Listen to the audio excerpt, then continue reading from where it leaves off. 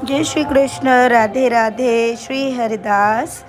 और हमारी केदारनाथ की यात्रा पूर्ण हुई और बहुत ही सुखद हुई। नेक्स्ट डे हम दोपहर को 12 बजे तक नीचे आ चुके थे और 12:30 बजे अब हम बद्रीनाथ जी के यात्रा के लिए निकल पड़े हैं, क्योंकि टाइम वेस्ट करना तो भाई अपने पास इतना समय नहीं होता कि हम ज़्यादा समय बर्बाद करें। इसलिए अब हमको सीधा निकलना था बद्रीनाथ जी। अब देखते हैं कि हम कहाँ तक पहुँचेंगे।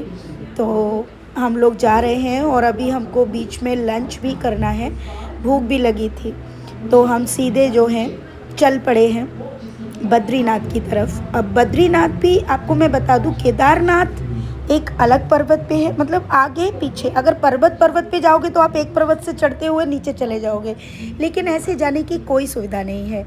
तो आपको ऑपोजिट साइड्स में, यानी एक तरफ केदारनाथ जी, एक तरफ बद्रीनाथ, तो आपका डायरेक्शन चेंज करना होगा। और आपको मैं ये भी बता दूं, केदारनाथ बाबा से भी ऊंचाई पर हैं हमारे बद्रीनाथ जी। लेकिन एक ही अंतर है कि केदारनाथ बाबा के पास जाने के लिए हमें पैदल यात्रा करनी पड़ती है, और बद्रीनाथ जाने के लिए तो अब हम जो है उसी हिसाब से हमने अपना दूसरा रुख जो है शुरू कर दिया है और अब हम चलते जा रहे हैं। आपको मैं सच बताऊं, जब ना इस तरीके से हम चलते हैं ना, तो मुझे ना बहुत उल्टियाँ आती हैं। लेकिन मैं दवाई लेके गई थी, तो वो दवाई खा के हमेशा मैं टैक्सी में आँख बंद करके और लेट जाती थी। ये कुछ दृश्य जो है सोना ने ही रिकॉर्ड किए, क्योंकि मैं ये सब देखूँगी ना तो मुझे बहुत वोमिटिंग होती है, मतलब चक्कर ही आते हैं मुझे बहुत तेज़। तो हम जो हैं सीधे चलते जा रहे हैं, सुंदर सुंदर नज़ारे देख रहे हैं। हमें चमोली तक जो है पहुंचना है, ताकि हम सही समय पर पहुंच जाएं और रात होने से पहले, क्योंकि रात में ड्राइव करना, वो भी पहाड़ों पर, वो ठीक नहीं है। भले ही आपके जो ड्राइवर है वो कितने ही एक्सपर्ट क्यों ना हो, फिर भी ये समझदारी तो आप में होनी चाहिए कि अंधेरे में कभी भी पहाड़ों पर ड्राइव ना करें। यही सोचते हुए अब हम हमारे बद्रीनाथ भगवान की तरफ जा रहे हैं। लंच टाइम था तो हमने यहाँ पर ठहरा, और ठहरने के बाद हमको कुछ न कुछ तो खाना था। ये छोटा सा एक ढाबा था, वहाँ पर हमने जो है आलू के पराठे मतलब खाए, और उस पे मक्खन लगा के, यही बेस्ट था। और इस बच्चे ने बहुत अच्छे से जो है पराठे बनाए थे और बहुत टेस्ट आ रहा था पराठे खाने में। सच बोलूँ, मैंने तो 2.5 पराठा शायद मैंने खा लिया था और बहुत ज़्यादा अच्छा लग रहा था चाय के साथ, और भूख भी लगी थी, क्योंकि सुबह से कोई नाश्ता ज़्यादा किया नहीं था, सिर्फ ब्रेकफास्ट में कुछ हल्का फुल्का लिया होगा, वो मुझे ध्यान नहीं है। अब हम पहुंच चुके हैं हनुमान चट्टी। ये हनुमान चट्टी वो स्थान है जहां पर हनुमान जी ने भीष्म का जो है घमंड तोड़ा था, बल का घमंड तोड़ा था। ये वही स्थान है। तो यहाँ पर हमने पहले दर्शन किए प्रभु के, और क्योंकि श्री रामचंद्र भक्त हनुमान के दर्शन के बिना अगर आप जाते हो तो तीर्थ का आनंद नहीं है, इसलिए यहाँ पर ज़रूर दर्शन करने चाहिए। तो हमने यहाँ पर उनके दर्शन किए, बहुत अच्छा लगा। लेकिन जब भी इस तरह के मैं कोई भी दर्शन करती हूँ ना, मुझे रोना ही आता है, मेरी तो समझ ही नहीं आता। इस रोने के कारण ना आँखें जो हैं बहुत अजीब हो जाती हैं, ऑलवेज सूजी रहती हैं, और धुंधला भी दिखने लगता है। तो मुझे लगता है कि मैं जल्दी ही चलिए आप दर्शन कीजिए, मैं तो बोलती ही रहती हूँ। ये देखो, बहुत सुंदर लग रहे हैं हमारे वीर हनुमान। श्री रामचंद्र भक्त हनुमान की जय। उनको ये शब्द बहुत ज़्यादा प्रिय है। आप अगर उनको इस शब्द से पुकारते हैं तो वो भक्त से बहुत जल्दी प्रसन्न हो जाते हैं। इसलिए हमने यहाँ पर उनके दर्शन किए, प्रसादी ली, और फिर उसके बाद हम आगे के लिए अपनी व्यवस्था में जुट गए। अब हमें आगे भी जाना है। तो यहाँ पर ये दर्शन होने के बाद देखिए, आप दर्शन कीजिए, प्यारा सा वीडियो हुआ है। और उसके बाद हम यहाँ से आगे बढ़ने के लिए तैयार हो गए हैं, और अब हम आगे आ गए हैं और हम पहुँच गए हैं माणा। ये है भारत का लास्ट गांव बोल सकते हैं आप इसको, या पहला गांव, जहां से हमारे भारत की सीमा समाप्त होती है और यहीं से आगे हम बढ़ेंगे। सबसे पहले अभी हम बद्रीनाथ भगवान के दर्शन के लिए नहीं गए क्योंकि रात को हम चमोली में रुक गए थे, मतलब उससे आगे, और फिर हमने सुबह में ये यात्रा मॉर्निंग में स्टार्ट कर दी। और मॉर्निंग में स्टार्ट करने की वजह से 11 बजे तक हम यहाँ पर पहुँच चुके थे।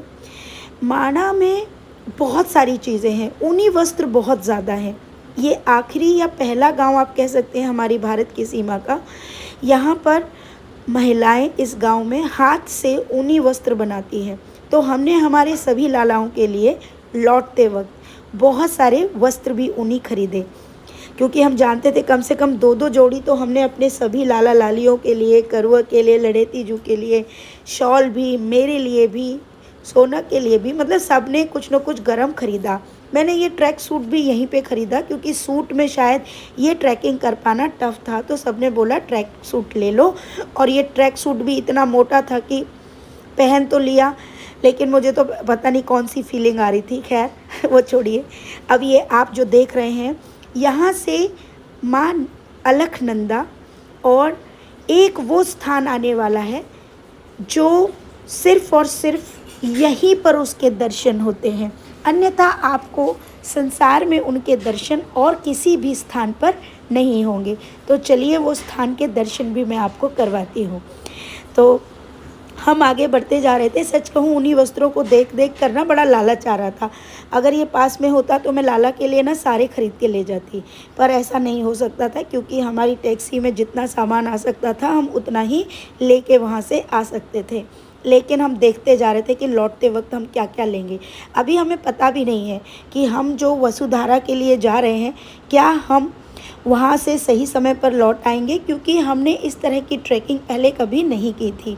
ये जो आप जल देख रहे हैं, ये जल माँ सरस्वती का है, जो कि सिर्फ़ और सिर्फ इसी स्थान पे, यानी कि भारत के प्रथम गांव माणा से उनका उद्गम स्थान है माता सरस्वती का। और थोड़े दूर चलने पर वो माँ अलकनंदा के बाद विलुप्त हो जाती हैं और उसके बाद माँ के दर्शन नहीं होते।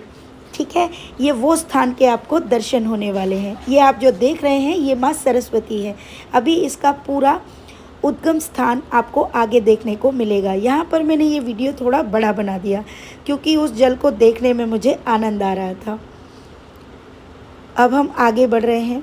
इस जल की या माँ सरस्वती के दर्शन से ही मनुष्य को ज्ञान की प्राप्ति होती है। ये देखिए यहाँ पर है ये स्थान जहाँ ये ऊपर से अलकनंदा जो है नदी जो है आ रही है और यहाँ से ही माँ सरस्वती विलुप्त हो जाती हैं, मतलब उनके दर्शन फिर कहीं नहीं हो सकते। बोला जाता है कि जो व्यक्ति माँ सरस्वती के दर्शन करता है और उस उद्गम स्थान से उस जल को चरणामृत तौर पर या उसका आचमन करता है या अपने मुख में उसका जल ग्रहण करता है, उसके 7 कुटुंब 7 पीढ़ियों में कभी भी कोई अज्ञानी बच्चे का यानी अज्ञानी किसी का भी जन्म नहीं होता है। ये इस बात का घोतक है और ये बात शास्त्रों में वर्णन है। आगे आप देख रहे हैं ये जो मंदिर दिख रहा है ये माँ सरस्वती का अभी एक नवनिर्माण मंदिर है जो पहले नहीं था। यहाँ से आप देख रहे हैं ये है, यहाँ से शुरुआत होती है और इसकी एक बहुत ही भव्य धारा भी है जो मेरे वीडियो में कैद नहीं हो पाई। यहाँ पर सबसे पहले तो जूते उतारने थे। ये है माँ सरस्वती। यहाँ पर पहले यहीं तक दर्शन होते थे और यहाँ पे हमने माँ के जल से जो है आचमन किया और कुछ जल अपने मुख में भी लिया। अरे भाई, खुद के लिए ज्ञान का होना बड़ा ज़रूरी है। जब खुद ज्ञानी होंगे तो बाकी चीज़ें भी। अब ज्ञानी कौन सा वाला? सिर्फ बहुत निर्मल वाला। ये है वो उद्गम स्थान जहाँ से माँ सरस्वती के दर्शन होते हैं और इसी दर्शन करने के लिए जो भी भक्त बद्रीनाथ आता है वो यहाँ दर्शन करने के लिए माणा गांव तक ज़रूर आता है। अब ये है जो हम आगे बढ़ने वाले हैं, ये है स्वर्ग रोहिणी का रास्ता जो सतोपंथ के लिए और वसुधारा के लिए जाता है। अब ये सतोपंथ क्या है मैं वो भी बता देती हूँ। सतोपंथ वो स्थान है जब युधिष्ठिर अपने भाइयों के साथ द्रौपदी के साथ स्वर्ग के लिए निकले थे, तो ये वही स्थान है। यहीं से वो सतोपंथ के लिए